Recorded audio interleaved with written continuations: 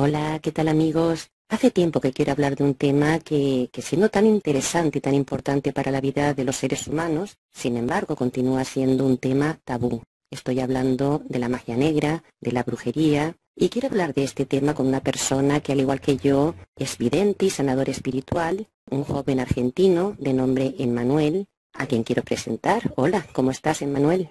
Hola Rosalía, ¿cómo estás? Un saludo para toda tu audiencia y gracias por darme este espacio. Gracias a ti, porque vamos a hablar de un tema que sin duda alguna es importante y yo sé que tú eres un experto en este tema, así que la pregunta es muy sencilla, Emanuel. ¿Qué es para ti la magia negra? Bueno, en realidad la magia es neutra, todo depende de nuestra intención, porque nosotros como seres humanos tenemos un poder tan grande al tener un alma procedente de la fuente, todos podemos hacer magia, o lo que etiquetamos como magia, ¿no? Pero en sí la magia negra es un tipo de magia, ¿no? Personalmente la cual yo más detesto, porque es la razón por la cual el mundo, las personas, como bien decías, estamos como estamos. Hoy en día es importante hablar de esto porque hay mucha gente que por ahí no lo sabe y puede tener trabajos encima. Y sí, es un tema tabú. La magia negra, los brujos que se dedican a la magia negra, reales brujos, tienen el poder de crear líneas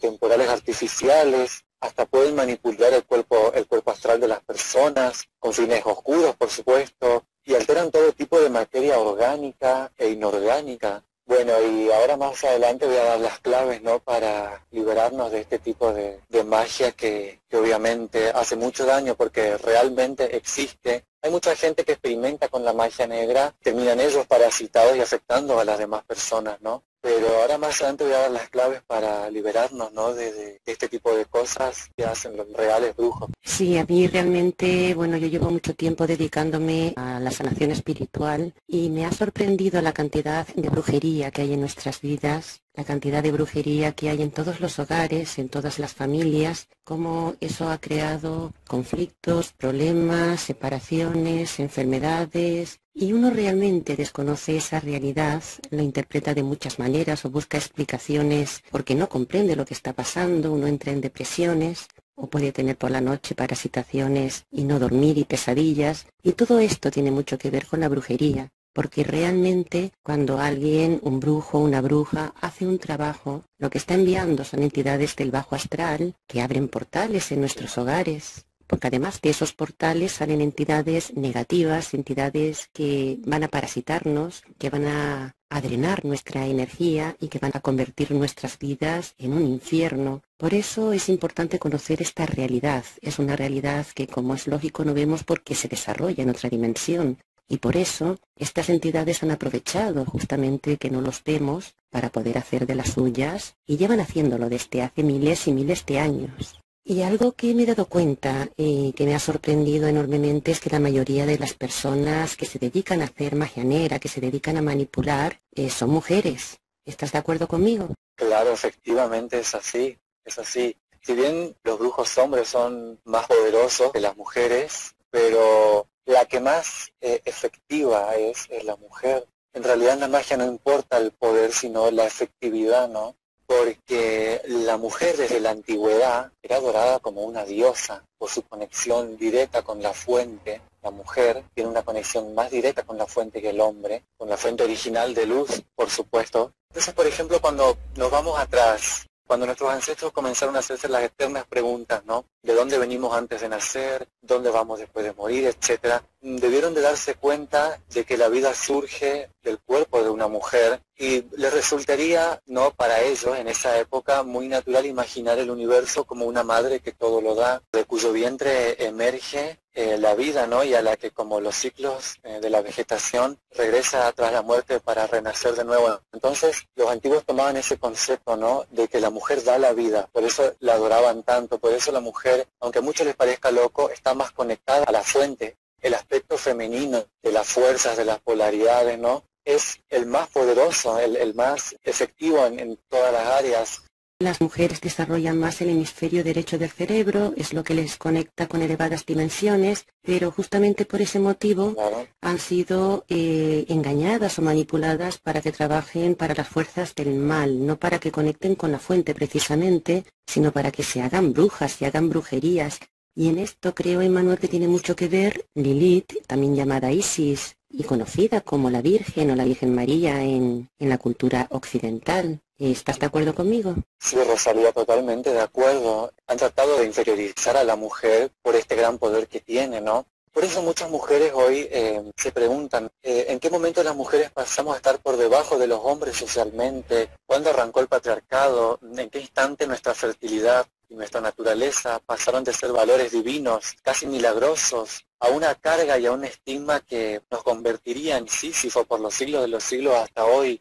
Sí, lamentablemente la mayoría de las mujeres que hacen brujería no son conscientes de lo que están haciendo realmente, de que están sirviendo a las fuerzas del mal, causando tremendos problemas con consecuencias gravísimas a las personas a las que se les hace ese trabajo, generalmente y mayoritariamente hombres, porque este, Manuel, es un tema que me gustaría hablar contigo, aclarar. Es una idea que me viene rondando desde hace tiempo. He llegado a la conclusión de que la mayoría de los hombres, por no decir todos, están embrujados. ¿Tú qué opinas? Sí, los amarres, por ejemplo, la mayoría de hombres sufren, y digo sufren porque lo sufren de verdad, este tipo de brujería, ¿no? Que es el amarre. Mira, lo pintan de magia roja o hasta de magia blanca, inclusive asocian a la magia roja como magia benigna, pero es magia negra pura, porque lo que hacen con el amarre, no los brujos, las brujas, crean una línea temporal artificial, por supuesto, de un periodo corto de duración, el máximo es de hasta 3 años, es imposible que un amarre dure toda la vida. Crean una línea temporal artificial, manipulan, como dije desde el inicio, el cuerpo astral, para que el amarrado sienta deseo sexual, emocional, lealtad, respeto, necesidad urgente, ¿no?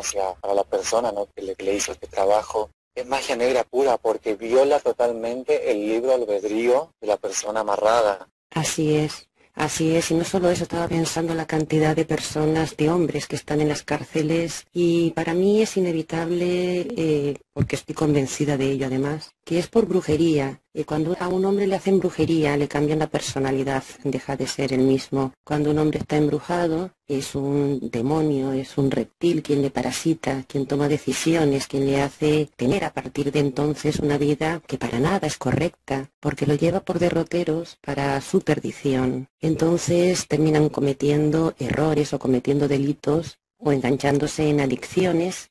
Y todo esto hace que al final la vida de este hombre embrujado, de este hombre poseído, termine mal. Terminan perdiendo la pareja, terminan perdiendo el trabajo, terminan perdiendo los amigos y terminan en un estado mental que al final les conduce pues a un estado alterado de conciencia, en donde ellos no son ellos mismos, en donde no consiguen controlar sus cuerpos porque sus cuerpos están siendo controlados por otras entidades que les harán cometer errores, que les harán portarse mal y que les harán terminar muy mal, bien sea con enfermedades, bien sea, como dije antes, en la cárcel o bien sea con la muerte, porque muchos de estos trabajos, y más cuando se hacen con esa intención, conduce a los hombres directamente a la muerte, a tener accidentes, a tener infartos y a morir de un momento a otro, sin que nadie sepa por qué esa persona ha muerto, sin que se conozca una causa bien identificada, ¿no?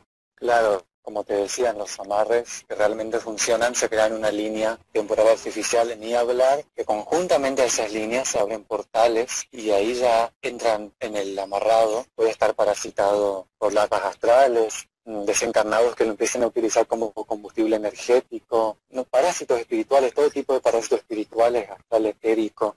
Y sí que efectivamente al pasar el tiempo llevan al amarrado, ¿no? a estar en un estado de ansiedad, de depresión, de miedos. La clave la diste tú antes, Emmanuel. Convierten a los seres humanos en pilas, drenan su energía. Para drenar la energía que ellos necesitan, tienen que hacer sufrir a los seres humanos que parasitan, les hacen pasar por situaciones en las que ellos nunca se verían envueltos de forma natural, y entonces es todo eso lo que convierte al final sus vidas en un auténtico infierno. El ya no poder tener control sobre su cuerpo, el tener un comportamiento anómalo, es más, psicopático totalmente, el hacer daño, empezar a hacer daño a tus seres queridos, todo eso al final va destruyéndole. Por eso es muy importante lo que vamos a comentar al final de este vídeo, en donde vamos a hacer hincapié en cómo ayudar a las personas a poder desparasitarse de toda esta manipulación silenciosa y encubierta, ¿no? Claro, sí, y lo peor de todo, cuando el amarrado ya obtiene un nivel de obsesión por la persona que lo amarró. Peor de todo, Rosalía, es como decías antes, que muchos hombres terminan en cárceles y es por el grado de obsesión que estos hombres amarrados empiezan a tener, por la persona que lo amarró. Es importante hacer hincapié en que las mujeres que hacen estos trabajos a los hombres, a su vez están siendo también parasitadas, porque todo forma parte de una trama que va más allá de ellas mismas.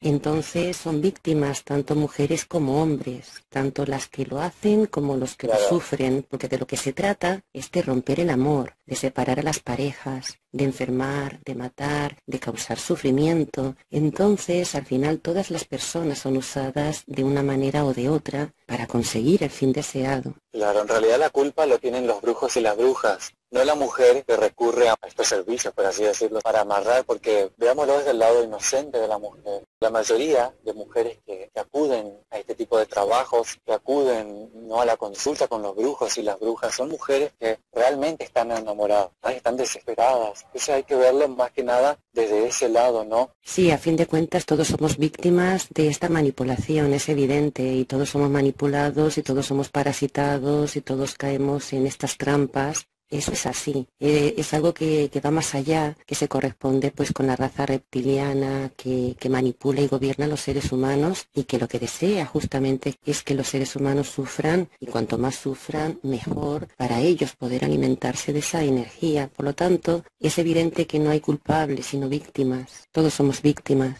Sí, todos podemos ser víctimas. Por eso es importante que se queden hasta el final del video para que se enteren, ¿no?, tu audiencia, cómo proceder, ¿no?, para la liberación de sus cuerpos astrales, etéricos de su alma, ¿no?, ante estas cosas, porque seguramente hay mucha gente en tu audiencia, Rosalía, que se preguntan por qué todo le va mal, que están en depresiones y cosas así, ¿no?, y pueden ser víctimas no solo de amarres, sino de todo tipo de brujería.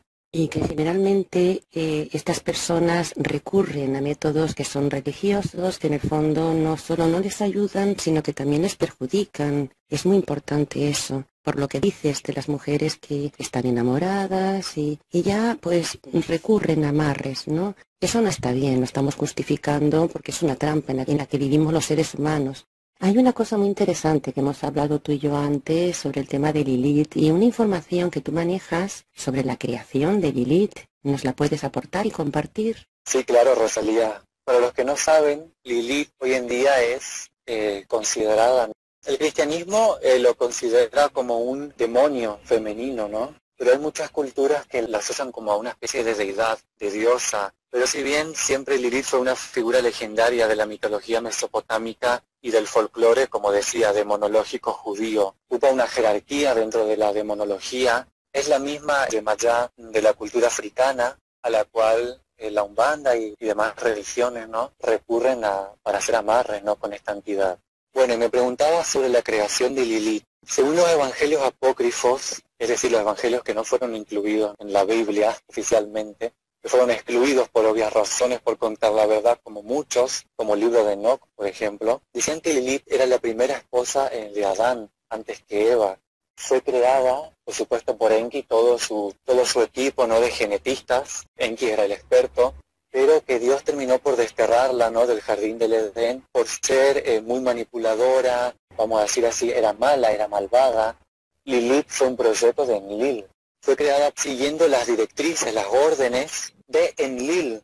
¿Por qué? Porque Adapa, que era Adán, estaba solo, se quejaba de que necesitaba compañía, pero los Anunnaki tenían miedo porque los Nungal, que eran los esclavos anteriores de los Anunnaki, se habían rebelado y los Anunnaki tenían que eliminarlos. Entonces, después que los Anunnaki los exterminaron a los Nungal, necesitaban nuevos esclavos, ¿no?, para extraer el oro, y crearon a Adapa, Adán. Pero Adán se empezó a quejar de que estaba solo, de que necesitaba compañía. Entonces Enki presentó este problema ante el Consejo Anunnaki, pero Enlil, temiendo que haya una nueva rebelión, temiendo de que den una compañera a Enki y que se puedan reproducir y formar una rebelión más adelante, Enlil solicitó al Consejo estar a cargo de ese proyecto junto con Enki. Así que bueno, Enlil recurrió a Inanna, que era su nieta. Entonces tomaron a una homínida y tomaron semen de Adán, de Adapa, y lo introdujeron en el vientre de Inanna, que es la nieta de Enlil.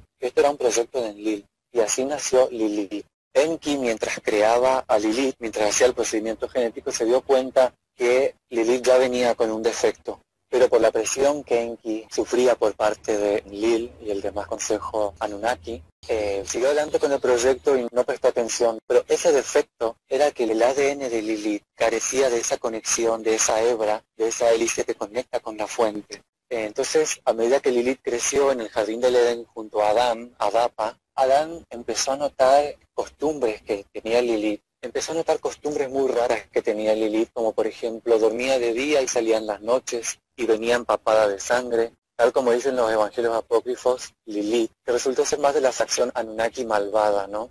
Se devoraba a los animales por la noche, empezó a tener una sed de sangre. Decía que mordía a Adán, que chupaba la sangre de los animales en el jardín del Edén, que cuando tenía sexo con Adán, ella quería estar arriba, ella quería estar palmando. Muchas ramas feministas que están asociadas con la brujería hoy en día la consideran y la adoran como la primer feminista, ¿no?, que existió en la antigüedad. Y Adán se fue a Enki pidiendo socorro prácticamente porque tenía miedo. Él decía, tengo miedo que Lilith me coma, porque Lilith hasta lo mordía. Esa es la historia de Lilith. Lilith hoy en día es considerada la deidad femenina más grande de los reptilianos, de los Anunnaki. Se convirtió en una deidad superior. Ella es Isis, ella es la Virgen María, ella es Ishtar. Todas las deidades femeninas que vimos a través de la historia, ¿no?, de todas las mitologías, es la misma Lilith. Siempre hay una diosa y hay un dios. El dios ya sabemos quién es, ¿no? Y la diosa es ella. La Virgen María actualmente a muchos le va a costar, les va a doler escuchar esto, pero ella es la Virgen María. Así es, les va a costar porque creen que la Virgen María es la madre de Jesús y realmente no tiene nada que ver con Jesús. Sí tiene que ver con el tema de Cristo, el cristianismo y es demás. La madre del Cristo, no es la madre del Jesús totalmente. Exactamente, la madre del Cristo, tú lo has dicho, ¿no? Hay una cosa que me gustaría comentar contigo. Tanto tú como yo utilizamos el tarot, casualmente el tarot egipcio, para poder visualizar mejor la situación de las personas a las que queremos ayudar y como instrumento de trabajo. Para mí es un instrumento de trabajo muy valioso porque me permite acceder a datos, a información interesante para poder así tener una perspectiva muy clara de la situación de la persona a la que voy a ayudar, ¿no? Bien es cierto que yo siempre lo digo que el futuro no es algo que esté ya determinado de antemano, que esté cerrado para nada. El futuro es algo que vamos haciendo día a día con nuestros actos, con nuestras decisiones. Pero ¿qué te quería comentar con respecto a lo que es la evidencia, a lo que son las cartas, Emmanuel? Que las cartas nos dan una visión de qué es lo que va a pasar tal y como están las cosas ahora. Pero las cosas pueden cambiar mañana y si mañana, por ejemplo, echamos una tirada de tarot por la misma situación a la misma persona, la tirada puede dar una visión diferente. ¿Por qué? Porque realmente el cambio está en nosotros. ¿Tú qué opinas al respecto? Lo primero que te quiero explicar es esto, lo que hablaste. El futuro cambia, ¿no? Sí. ¿Por qué? Te doy un ejemplo. Una persona viene a mí, me pide que le haga una tirada de carta, ¿no? Yo utilizo el tarot egipcio. Bueno, yo le digo, esto es así, esto es así y esto es así. Pero después esa persona vuelve y mi lectura cambia. Esto sucede porque leer el futuro puede ser incierto. Se puede hacer, pero puede ser incierto. ¿Por qué? Porque nuestras líneas temporales cambian todo el tiempo. Si una persona viene a mí y me pide una lectura, yo puedo saber lo que va a pasar en su futuro siguiendo esa línea temporal actual desde donde ella está parada. Pero ella misma puede cambiar su línea temporal de realidad cuando quiera, con cualquier acción. Con cualquier acción estamos cambiando nuestras líneas temporales de realidad en la que estamos, ¿no?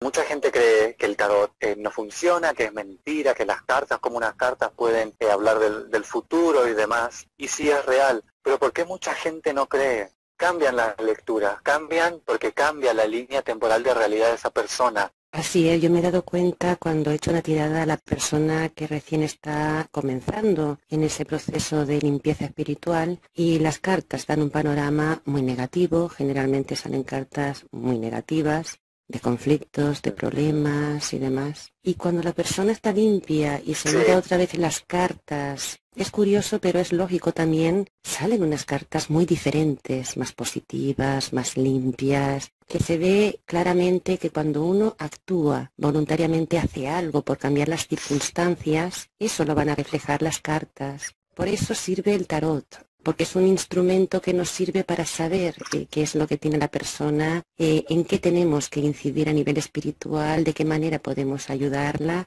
Las cartas hablan de aquello que no se muestra, de aquello que no se dice, de aquello que se lleva por dentro, ¿no?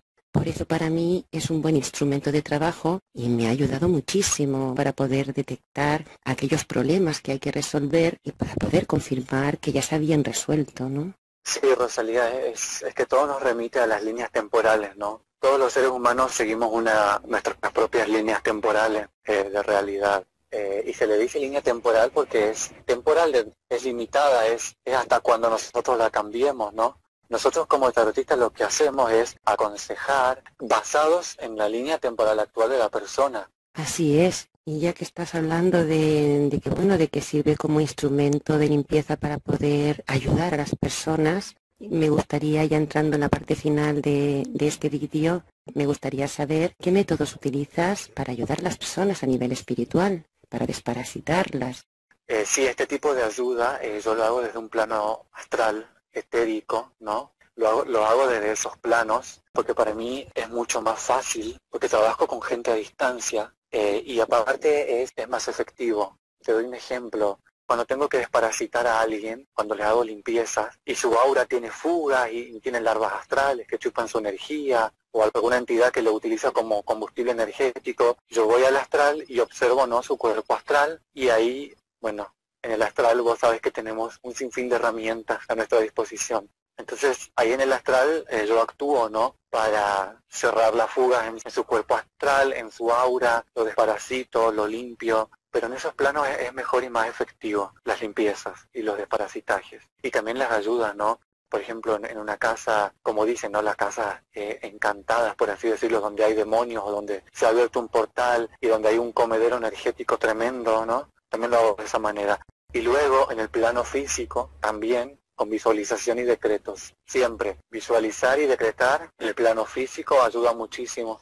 Exactamente, estoy de acuerdo contigo, Emmanuel. Visualizar. Yo lo que recomiendo siempre es imaginar que una luz blanca y poderosa entra por tu cabeza y llena tu cuerpo, entra a tu casa y la llena de luz, o entra por la cabeza de aquella persona a la que quieres ayudar. ¿Por qué? Porque esa luz blanca y poderosa realmente va a elevar nuestra vibración espiritual, o la de nuestro hogar, o la de aquella persona a la que estemos ayudando. Y de esa manera evitamos que entidades negativas puedan entrar a nuestro hogar o puedan parasitarnos. Porque cuando tenemos una elevada vibración, es imposible que esos portales se puedan abrir. Sí, siempre visualizar que esa es la luz de la fuente, ¿no? De la fuente original, creadora de toda vida y sustancia, ¿no? La fuente de luz de la que todos nosotros procedemos, de la cual nuestra alma procede. Siempre imaginando que es la luz de esa fuente, ¿no? Y siempre a la visualización que le acompaña la emoción, el sentimiento, sentir y agradecer, sentir que tu casa está siendo limpiada, sentir cómo la luz entra por tu cabeza y llena tu cuerpo. El sentimiento junto a la visualización es lo que manifiesta las cosas. Tenemos un poder de creatividad tan grande que mucha gente no lo sabe. Mucha gente vive porque vive. Me da mucha pena ver a la gente así cuando no saben que hay un poder tan grande. No necesitamos ni templos ni gurúes, el poder está dentro nuestro. Hay que acceder a él, está en nosotros. Así es, Emmanuel. De hecho, es importante el tema de los decretos también, cómo funcionan los decretos. ¿Puedes darnos alguna idea de qué son los decretos y cómo se pueden hacer? Sí, el decreto, las afirmaciones, pero más que nada el decreto, es el poder de la palabra hablada, ¿no? Y ahí el famoso dicho, la palabra tiene poder. Los decretos son muy útiles, es otro recurso con el que contamos. Hay que hacerlos siempre que sea posible para lo que necesiten, ¿no? Para abundancia, para, no sé, la salud. Un decreto, nada ni nadie lo puede cuestionar ni ir en contra de eso. Absolutamente nada. Porque también es el poder de tu libre albedrío, ¿no? Así es, la importancia del decreto. Hay que hacerlo para poder determinar que tenemos la libertad de decidir que no queremos ser parasitados, que no queremos ser manipulados. Por lo tanto, depositamos en las manos de la fuente, depositamos en las manos de nuestros guías espirituales el poder para ayudarnos, cuidarnos, protegernos y para atraer a nuestras vidas toda clase de abundancia, de suerte, salud y amor. ¿Puedes darnos algún ejemplo de cómo sería un decreto? Sí, Rosalía, ¿te gustaría que diga un decreto de protección para vos y la audiencia? Muy útil, que lo puedan utilizar. Perfecto, adelante. ¿Te gustaría un decreto corto, sencillo, pero eficaz de protección? Puedes decretar a la mañana o al acostarte lo siguiente. Yo estoy custodiado en cada momento y en todo lugar bajo la protección de seres de luz de la fuente original. No hay riesgo, peligro ni traición que pueda tocarme porque yo soy luz y solo respondo a vibraciones de luz. Me ha encantado, sí. Muy sencillo y seguro que muy efectivo. Pues bueno, también es importante recordar a todos nuestros amigos, Emmanuel, la importancia de conectar con la fuente, con nuestro pensamiento, con nuestra voluntad, mentalmente, pedirle a la fuente que nos cuide, que nos limpie, que nos proteja y todas las cosas que necesitamos a cada momento. Esa es una manera de poner en manos de la fuente nuestro libre albedrío. ¿Para qué? Para que seamos cuidados y protegidos por la fuente. Quería comentar a todos que cualquier persona que quiera ponerse en contacto con Emmanuel para videncia o para trabajo espiritual, sobre todo los argentinos. Sí, claro, para gente únicamente de Argentina. Así es, y de hecho en la descripción de este vídeo voy a dejar tu teléfono para que cualquier argentino que quiera realizar alguna consulta o algún tipo de sanación se pueda poner en contacto contigo. Bueno, Rosalía, entonces así quedamos. Te doy muchas gracias por darme este espacio y muchas gracias a tu audiencia. Y sí, quien se quiera poner en contacto conmigo sin ningún problema, acá estoy. Que anoten el número de WhatsApp que vas a dejar en la pantalla en la descripción y que me escriban con total libertad. Así es. Y bueno amigos, esto ha sido todo por hoy. Hasta pronto.